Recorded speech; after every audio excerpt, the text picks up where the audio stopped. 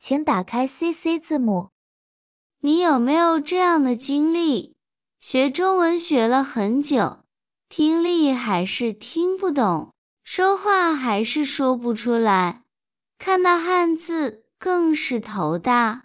你買了很多教材，下載很多 APP， 看了很多教學視頻，但學得越久，越覺得自己走得越慢。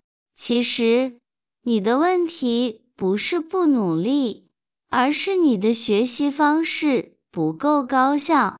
今天，我想用一個簡單、有邏輯的方法論，讓你在更短的時間裡，把中文學得更快、更穩、更好。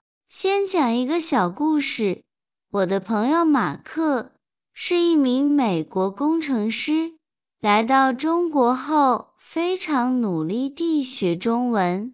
他每天背幾十個新詞，晚上聽中文播客，周末還跑去語言角。然而3個月後，他沮喪地說：“我覺得我一直在努力，但是沒有效果。”後來，他換了一種學習方式，6個月就能在工作中用中文開會，甚至能講小故事。他的秘密是什麼？就是他找到了正確的方法。所以今天我把馬克親測有效，並且很多語言學專家都認可的學習方法，總結成幾個清晰的步驟。只要你照着做，中文一定會進步，而且會進步的比你想象的更快。第一，讓中文變成你每天的小習慣。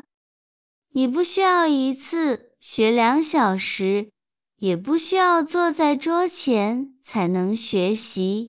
你真正需要的是把中文變成你每天生活的一部分。比如早上刷牙的2分鐘，聽一段中文音頻；走路5分鐘，複習幾個詞；晚上睡前用10分鐘看一段中文視頻。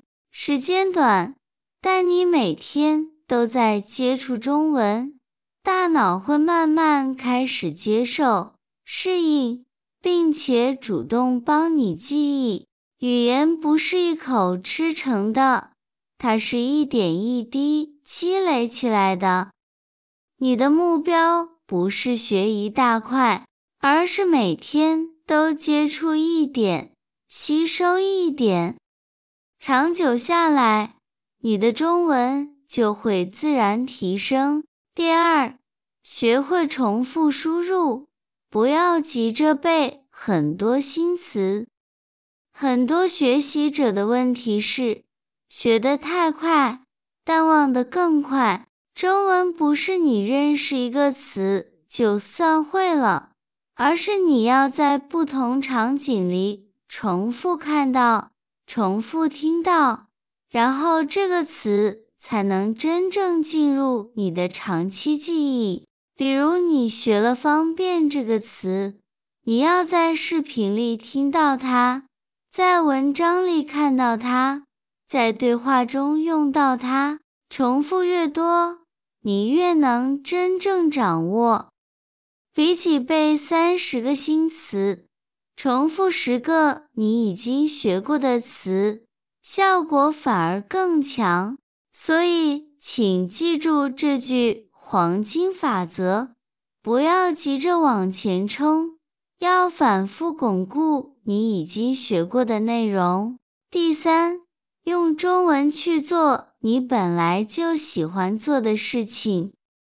如果你喜歡看美食，你就找中文美食視頻；如果你喜歡遊戲，就看中文的遊戲解說；如果你喜歡健身，就關注中文健身頻道。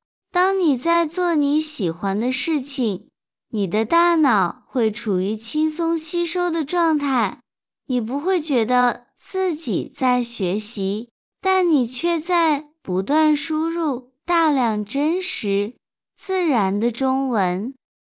這樣學比盯着課本快10倍，也更容易堅持下去。第四，用可理解輸入來提升你的聽力和閱讀能力。可理解輸入意思是，內容不能太難，不能聽不懂、看不懂，也不能太簡單，要剛剛好，你能懂60%到80%，這樣你的大腦才能輕鬆吸收新的詞彙和句型。如果你看完全看不懂的中文電影，你不會進步；如果你看太簡單的兒童書，你也不會進步。找到那個剛好夠你理解，又能讓你學到新東西的內容，就是你進步最快的地方。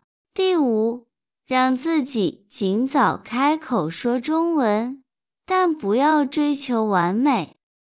很多學習者不敢開口，是因為他們怕說錯，怕別人聽不懂，怕自己發音不好。但語言學家告訴我們，你越早開口，你學得越快，你的發音也越好。說錯完全沒關係，錯誤就是學習的一部分。一個簡單的方法，就是每天給自己一個任務，說一句中文，哪怕只是說今天工作很忙，說出來就比不說強。你可以對鏡子說，可以錄音說，可以跟朋友說，只要你開口，你就會一點一點變得更自然。第六，學會搭配記憶法，不要一個字一個詞孤立的背。中文詞彙有很多固定搭配，比如上課、下班、開會、點菜、休息一下。第六，學會搭配記憶法。如果你只背詞，很容易忘，但如果你背組合，你就可以馬上在生活中使用。不要一個字一個詞孤立的背。中文詞彙有很多固定搭配，比如上課、下班、開會、點菜、休息一下。你學一個詞，就最好學它最常出現的搭配，這樣你用起來不會卡住。例如你學幫助，那你最好一起學幫助別人，需要幫助，可以幫我嗎？這樣你記得更快，用得更準。第七，把中文變成一個輸出訓練，而不是只看不說，只聽不寫。你可以每周寫一段短短的小日記，比如今天我學習了中文，我覺得很有意思。